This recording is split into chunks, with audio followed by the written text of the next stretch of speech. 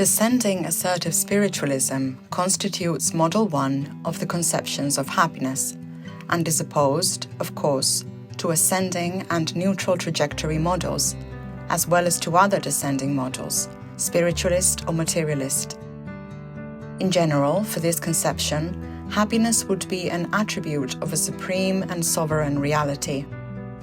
However, this model of happiness conceptions refers us to different versions of itself, from those that assume that the supreme reality of which we speak has no need to compare itself to any reality that might exist outside of itself, to those for which such a reality is conceived as susceptible to experiencing an overflow from its own sphere, which leads it to communicate its happiness in varying degrees to the beings that have emerged from its own power. In fact, the most conspicuous versions of this model are the Aristotelian and Thomistic versions, which represent the classical prototypes of theories and doctrines of happiness, and that continue to act even today in our societies. Although both belong to the same model, the opposition between them is diametrical. It could even be said that the Aristotelian and Thomistic versions are more distant from each other than from third versions pertaining to other models. However, this should not be interpreted as the model table being inconsistent, because we are talking about abstract criteria of an essential nature. Let's analyze briefly these two versions of descending assertive spiritualism. The Aristotelian version supposes a spiritualist conception of the world, a spiritualism identifiable as assertive rather than exclusive through the idea of pure act, Aristotle's great ontological novelty, without the need to simultaneously deny material, corporeal substances. Aristotle's idea of happiness will be constructed, then, as an ontological and systematic idea, mainly oriented from the metaphysical conception of the pure act and not according to an empirical methodology. It is a construction devised, we would say, in the Platonic way. Thus, the ontological model of happiness will be inseparable from God's ontological model. Aristotle starts from an idea of perfection where everything real will be perfect and good in its kind, by an analogy of proportionality of a distributive nature. But at the same time, this distributive nature, susceptible to relativism, embraces a climatological, hierarchical conception according to which there is a descending hierarchy, at the zenith of which is the pure act, supreme perfection, absolute good, and in the nadir of which is pure potentiality, that is, the raw material. It is from this perspective that the descending orientation of happiness is understood. Between the pure act and the raw material is nature, the set of all natural beings.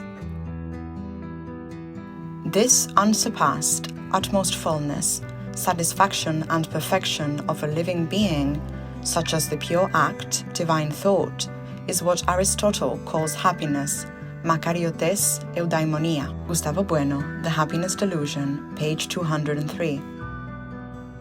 However, the happiness of beings in no way derives from the happiness of the pure act.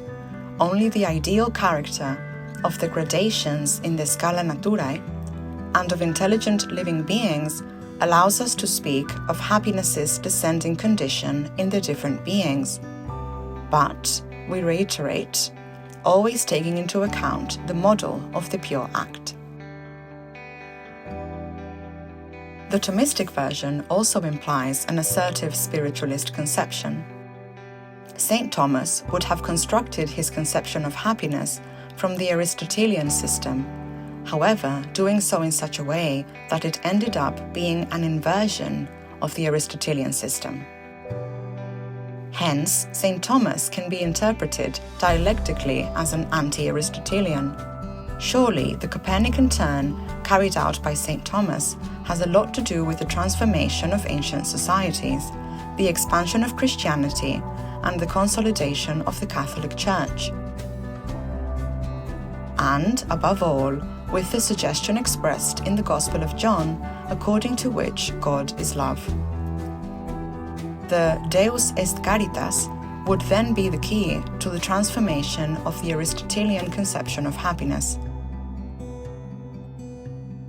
From this point of view, the Thomistic conception of happiness should not be understood as if it were a kind of baptized rehash of the Nicomachean ethics.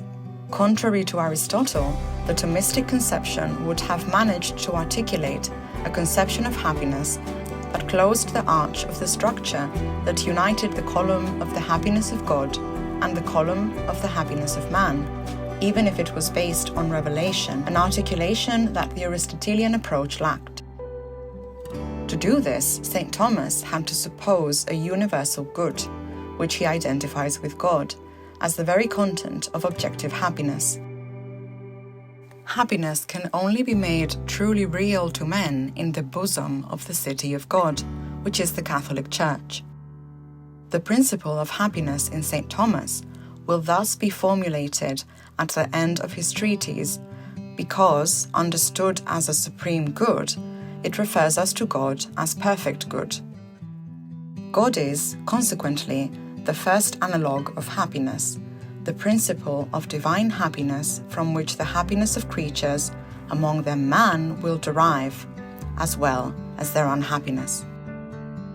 From the point of view of philosophical materialism, it is necessary to highlight the faults and failures of these two versions of descending assertive spiritualism.